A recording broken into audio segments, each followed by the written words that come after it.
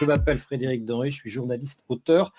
J'anime les débats verts de la ICTL depuis longtemps, ainsi que le Maritime Day qui aura lieu demain en version condensée. La Green Logistique, c'est quoi la logistique verte? Comment continuer à livrer? Comment continuer à assurer les chaînes logistiques et le transport tout en émettant moins de carbone, moins d'oxyde d'azote, moins de microparticules. Il y a des solutions. Ces débats réunissaient peu de gens il y a encore 10 ans. Aujourd'hui, ces débats sont devenus une évidence pour tout le monde, même si voilà, avec un prix du pétrole aussi bas, on peut se dire que l'incitation à investir sur des technologies vertes sera moins forte qu'avant. Néanmoins, ça fait plus de 10 ans que j'anime ce genre de débat. Je vois les choses changer dans le monde du transport et de la logistique. C'est sans doute un de ceux, qui a le plus changé ses pratiques au fil des années. En étant au poste, si j'ose dire, à la SITL tous les ans, je vois les choses évoluer. Les camions qui étaient au gaz il y a 15 ans étaient très peu nombreux. Personne n'allait les visiter. Aujourd'hui, c'est tout l'inverse. Pour parler de tout cela, mesdames, messieurs, nous aurons la chance d'avoir Jean-Claude Giraud, président de l'Association française du gaz naturel pour véhicules, Sébastien Jean, chef de la mobilité hydrogène et électrique chez Michelin, Lucas Toussaint, chef de produits énergie chez Jung Heinrich, Jimmy Bills, PDG de lui-même, du groupe Bills de Roux, Philippe-Henri Mangeard, président et fondateur de TK Blue, et Jean-Paul Guichard, directeur Supply Chain France de PepsiCo France. Monsieur Mangeard, qu'est-ce que tout cela vous inspire? Est-ce qu'il suffit de changer de motorisation pour être TK Blue compatible, pour être bien noté par vous, pour être compatible avec un engagement environnemental et de faibles impacts et des impacts réduits en termes de climat? Alors vous avez 29 secondes, hein, c'est le temps que vous vous accordez sur votre site pour présenter TK Blue. Je plaisante, mais en quelques secondes déjà TK Blue. Non, on peut le faire en quelques secondes. Bon, d'abord, je commencerai par dire bonjour les amis, parce qu'on se connaît tous. On est tous autour de la table, on se connaît tous dans ce sujet depuis longtemps. Pour moi, la green logistique, c'est évidemment cet élan personnel, cet élan éthique, cet élan d'entreprise, cet élan de communication, mais c'est aussi un élan de productivité. Si on pouvait passer quelques slides, c'est-à-dire, je me suis engagé dans le développement durable du transport depuis 1999, quand j'ai créé avec le groupe LOR et le groupe ferroviaire, et plein de choses après. J'ai confirmé il y a 10 ans en créant TK Blue, parce que je pense vraiment que cet engagement éco-sociétal des entreprises, c'est de l'argent. C'est de l'argent pour elles, c'est de l'argent pour la société, donc les consommateurs, les actionnaires, c'est de l'argent pour le système en général, c'est moins de consommation d'énergie, c'est moins de nuisances. Donc, pour résumer, on a monté un modèle avec TK Blue qui est un modèle compatible avec tous ceux qui sont de bonne volonté, puisque nous proposons de gagner de l'argent. La slide suivante est très claire. Comment? Eh bien, c'est une vision que nous avons de réduire le coût du transport, non pas en tordant le cou au transporteur, en disant moins cher, mais en tordant le cou à la non-qualité. La non-qualité, c'est ce qui coûte le plus cher dans le transport par rapport à la décision qu'on a prise, c'est-à-dire que les études d'Ernst & Young, de Price, etc., démontrent que le coût du transport réel, c'est 2 fois le prix de la facture du transporteur. Et là, ce petit diagramme est assez explicite. Qui ne peut dire qu'il n'y a pas de camion en retard, qu'il n'y a pas de marchandises abîmées, qu'il n'y a pas de marchandises mouillées, qu'il n'y a pas de clients mécontents, qu'il n'y a pas d'heures supplémentaires, qu'il n'y a pas de transferts coûteux? Personne ne peut dire ça. Donc, notre sujet à nous, ça a été de dire on va réduire la non-qualité du transport, donc ce coût-là, et améliorer le coût économique du transport. Donc, on va essayer de gagner 2 fois. La slide suivante résume ce que c'est qu'un engagement RSE. Je n'aime pas trop le mot green logistique.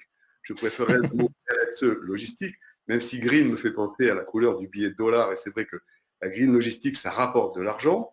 Mais soyons objectifs, les Américains l'expriment bien pour une fois. C'est le PPP qui est intéressant. Ce n'est pas seulement de réduire les émissions de CO2, tout le monde le fait parce que tout le monde sait compter, et c'est réduire les consommations de carburant ou utiliser des carburants moins chers. C'est surtout, je dirais, la RSE, s'occuper des gens et de la planète.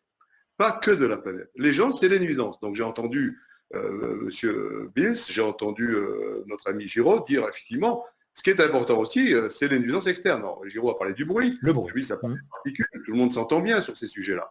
Donc il faut faire attention aux gens. Il y a 500 000 morts par an des particules en Europe, Il y a 1000 milliards d'euros d'externalités négatives en France, dans l'Europe de l'Ouest. Donc, moi, je suis un peu sidéré que 10 ans après, on ait encore ce sujet qui consiste à dire la green logistique, c'est moins de CO2. Ce n'est pas vrai. La green logistique, c'est une logistique plus performante et qui nuit moins à la population. Et c'est intéressant pour le 3e P de profit, puisqu'effectivement, si on fait ça, si on sauve des gens, si on protège des gens, eh bien, on a une meilleure image. Mais on a aussi de meilleurs résultats en réduction de la non-qualité. Et puis la green logistique, pour moi, c'est enfin parler vrai, c'est avoir une vraie compliance. Aujourd'hui, je suis un peu agacé, chacun le sait, par toutes ces déclarations des uns et des uns, des objectifs des uns et des autres, qui sont simplement, je dirais, des bonnes intentions, qui ne sont pas de la mesure. Le leitmotiv de TKBlue, c'est ce qui ne se mesure pas n'existe pas. Donc je veux bien qu'on lance des mesures pédagogiques de remplir mieux les camions, de choisir les meilleurs camions, etc. Mais ça serait quand même plus sage que les gens mesurent opération par opération, plutôt que se disent, bon, j'ai fait un effort, j'ai fait de l'éco-conduite, donc ça doit faire moins 5% de consommation, et ceci et cela. La slide suivante va dans le sens du propos que je tiens, qui est la mesure exacte est la seule et unique condition, mais elle est essentielle pour faire des progrès. Tant que la totalité de la planète, et pour l'instant c'est presque la totalité, parce que j'ai très peu de pourcentage de part de marché, malheureusement, continue à utiliser des facteurs d'émission moyens, un train c'est un train, un navire c'est un navire, un camion c'est un camion, on est foutu. On est foutu parce que tout le monde a 20 sur 20. Je ne sais pas si vous ramenez l'émission de Jacques Martin, à la fin tous les gosses avaient 10 sur 10. Alors c'est pratique aujourd'hui. Grâce à ces tableurs, tout le monde a 10 sur 10. Je ne suis pas d'accord, hein, c'est important pour moi de bien mesurer. Et la slide suivante, et elle arrive. Il y en a, non, il n'y en a plus, j'avais décidé de faire très court. Le résumé de tout ceci, parce que je savais que l'important dans une affaire pareille, c'était le débat, c'est de dire pourquoi aujourd'hui, y a-t-il encore des grands groupes qui continuent à se contenter de signer des engagements, comme moi je m'engage à faire des engagements quand j'ai décidé de maigrir, je dis je vais faire du sport. C'est bien de l'avoir dit. C'est sûr que c'est une promesse que je vais maigrir. Mais si je ne monte pas sur la balance, 1 mois, 2 mois, 3 mois après, c'est un faux débat que je lance autour de moi. Je ne vais pas maigrir si je ne me mesure pas. Et quand bien je maigris, eh bien, je suis désolé, personne ne peut m'attendre. Donc, mais tout ça, c'est bien joli. Concrètement, vous proposez quoi? Des indicateurs de résultats multifactoriels? Je propose des indicateurs de performance opération par opération, véhicule par véhicule. Nous sommes organisés pour ça. Aujourd'hui, des très grands noms comme Amazon, Unilever, Leroy Merlin, etc. nous font confiance et on le fait très bien. Je propose des outils qui permettent d'améliorer la performance. Je propose des outils qui lient le donneur d'ordre avec son transporteur sur des objectifs raisonnables et raisonnés qu'on va atteindre ensemble. Je propose qu'on ne s'arrête pas à la mesure du CO2, c'est quand même le message essentiel, qu'on mesure aussi les externalités négatives. C'est quand même scandaleux qu'aujourd'hui les gens soient confinés par Madame la maire de Paris à dire tous les camions ne rentrent pas. Vous savez pourquoi? Parce que les camionneurs, parce que les donneurs d'ordre n'ont jamais bien communiqué sur ce sujet-là. Si Madame Hidalgo entendait répondre tous les jours que le GNV, que les 0,6 ne font plus de particules, on ne parlerait plus de cette affaire-là. Donc moi, j'encourage tous les participants qui s'intéressent à la green logistique d'élargir le scope à l'ensemble des externalités négatives et de mettre en place une mesure sérieuse de leurs émissions pour, évidemment, les réduire et éventuellement les compenser. Le neutral carbone est une chose intéressante. Et je profite pour faire un coup de pub à TKBlue. TKBlue vient de créer Global Climate Initiative, qui est une initiative mondiale sur laquelle on a déjà des centaines de partenaires, qui fait exactement ce que je viens de vous dire pour le transport, mais pour tous les secteurs d'activité, l'industrie, le commerce, l'hôtellerie, la restauration. Global Climate Initiative, c'est TKBlue puissance 10. Ça vous intéressera tous, parce que dedans, il y a le transport, mais ça vous intéressera tous, parce que enfin, vous aurez le même message pour toutes les divisions de l'entreprise. Aujourd'hui, on parle entre gens de la supply chain. Eh bien, aujourd'hui, Global Climate Initiative, c'est une initiative qui veut que tout le monde dans l'entreprise parle de la même chose, tout mesurer, bien le réduire et donc progresser ensemble. Avec votre expérience, Philippe Henri-Mongeard, je vous repose la question de tout à l'heure. Est-ce que changer la motorisation des camions, éventuellement, oui, faire de l'éco-conduite, c'est le levier principal? Ou est-ce qu'il y a d'autres choses auxquelles on ne pense pas forcément, qui ont une action peut-être moins visible, mais plus pérenne? Il y a que des professionnels autour de cette table ronde, donc tout a été dit. Hein. Le transport le plus efficace d'un point de vue énergétique, c'est celui qu'on ne fait pas, donc le meilleur remplissage, les organisations logistiques. Donc c'est l'organisation logistique aussi qui est un levier en soi. L'organisation logistique, c'est le premier point. Après c'est le report modal. J'ai créé l'autoroute ferroviaire, j'ai beaucoup aidé le canal Seine-Nord. Je crois beaucoup à ça. Malheureusement, pour des raisons du flux tendu, etc., ça ne marche pas bien.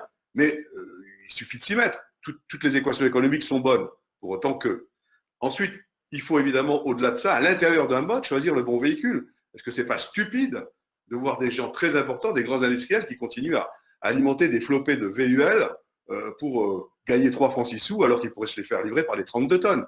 Ensuite, c'est l'énergie. C'est vrai que Giraud a raison, le GNV c'est mieux. L'hydrogène, c'est la panacée. Je pense qu'on y arrivera. Donc, tout doit être lié. Et évidemment, au bout du bout, que ce soit pour le diesel, pour le gaz, pour l'hydrogène, l'éco-conduite, c'est essentiel parce qu'au-delà de la performance environnementale, c'est moins d'accidents, c'est moins de congestion. Les gens qui sont responsables au volant sont des gens qui créent moins de nuisances globales. Il n'y a pas que l'énergie dans le vie.